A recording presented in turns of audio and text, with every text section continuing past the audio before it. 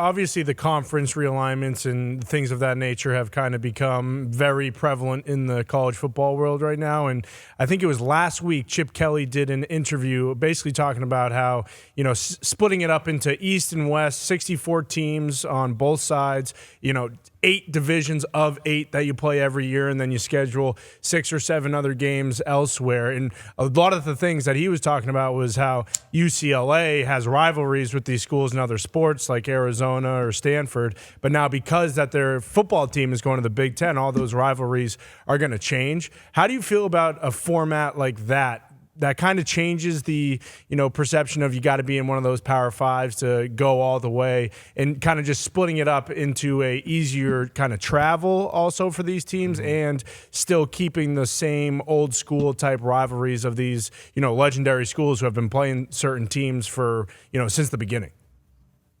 Yeah, well, I think there's a great argument for traditions of college football.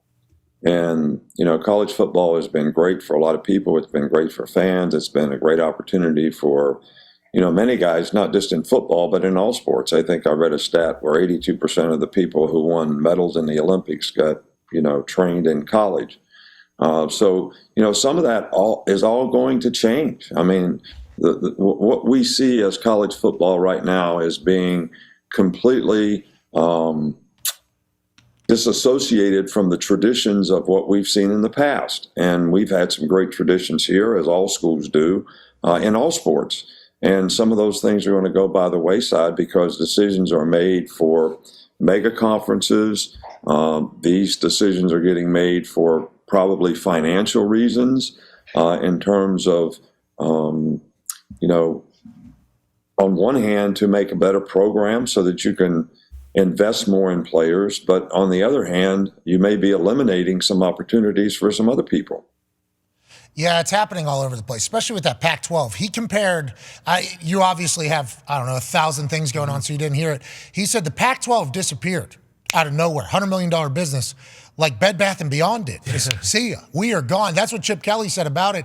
And it's like right now, it's a whirlwind of change hitting everything at once. How does it get wrangled in, you think? Does it get figured out? How do you think this whole thing pans out, Coach, just as a man who's obviously at the top of the game? I think it's going to continue in the same direction that it's going until something happens, I call it a thunderbolt, where maybe people start dropping sports because the finance part of it can't make sense in terms of what you can reinvest in non-revenue sports, or some players out there don't get what they were promised, and there's lots of lawsuits and stuff. There's going to be some kind of a thunderbolt because this is not a system that we have right now that has any guardrails.